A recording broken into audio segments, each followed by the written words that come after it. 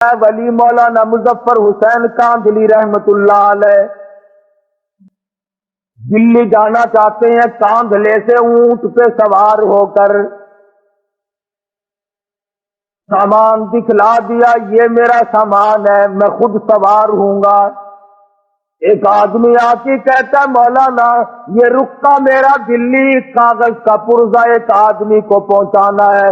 مولانا فرمانے لگے بیمانے لگے اونٹ والا آوے گا، میں اس سے پوچھوں گا جتنا سامان میں نے تجھے اس کو دکھا دیا ہے اور اپنا بتا دیا ہے، اس سے زیادہ وہ ایک کاغذ کے پرزے کا وزن رکھنے کی اجازت دیتا ہے کہ نہیں؟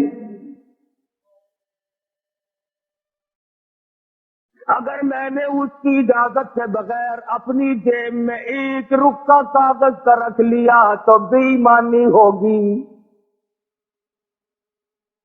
اس کی اجازت کے بغیر ایک کاغذ کا رکا رکھنا بھی جائز نہیں، اس لیے کہ سامان اس کو دکھا چکا ہوں۔ مولانا مظفر حسین کاندھلی رحمت اللہ علیہ دلی سے واپس ہونے لگے۔ اس زمانے میں بیل گاڑیاں چلا کرتی تھی، تو حضرت بیل گاڑی میں بیٹھ گئے اور دوران گفتگو گاڑی چلانے والے سے معلوم ہوا کہ یہ گاڑی کسی رنڈی کی ہے، اس کنجری کی ہے جس نے کرائے پہ گاڑی رکھی ہوئی ہے اور یہ ملازم ہے اس کا۔ تو مولانا نیچے اتر گئے، فرمانے لگے بھی ذرا پیشاب کرنا ہے۔ اس کے بعد پیدل چل دیے کہ ذرا پاؤں کھولتا ہوں۔ 10 کوس کا سفر ہو گیا، وہ کہتا رہا مولانا بیٹھ جاؤ، انہوں نے کہا نہیں ساتھ ساتھ چلوں گا یوں ہی۔ جب 10 کوس کا سفر ہو گیا تو وہ گاڑی والا کہنے لگا مولانا میں سمجھ گیا ہوں، جب سے میں نے بتایا ہے کہ یہ ایک رنڈی کی گاڑی ہے اس وقت سے آپ اس میں سوار نہیں ہوئے، میرا خیال ہے کہ آپ اس میں سوار ہوں گے ہی نہیں۔ مولانا نے فرمایا ہاں بات تو یہی ہے۔ کہا حضرت مجھے واپس کیوں نہیں کر دیا؟ فرمایا بیٹھا اس لیے نہیں کہ گاڑی کنجری کی ہے، اور تجھے واپس اس لیے نہیں کیا کہ معاملے کے خلاف ہو جائے گا۔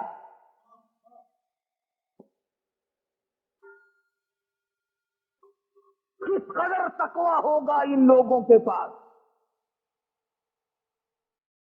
جو اپنی زندگی کے ایک ایک لمحے میں اللہ اور اس کے رسول کی شریعت مقدسہ کا لحاظ کرتے تھے۔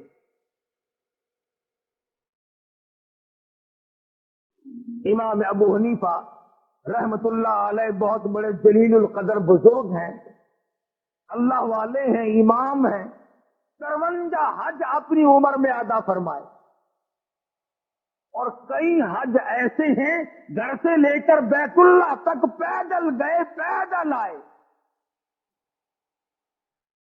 مگر تقوی کا یہ عالم ہے، بغداد شہر میں سخت دھوپ پڑ رہی ہے، ایک مکان ہے بہت بڑا، اس کے چھاؤں میں جانور بیٹھے ہیں، آدمی دھوپ میں آرام کر رہے ہیں اور حضرت والا دھوپ میں کھڑے ہیں۔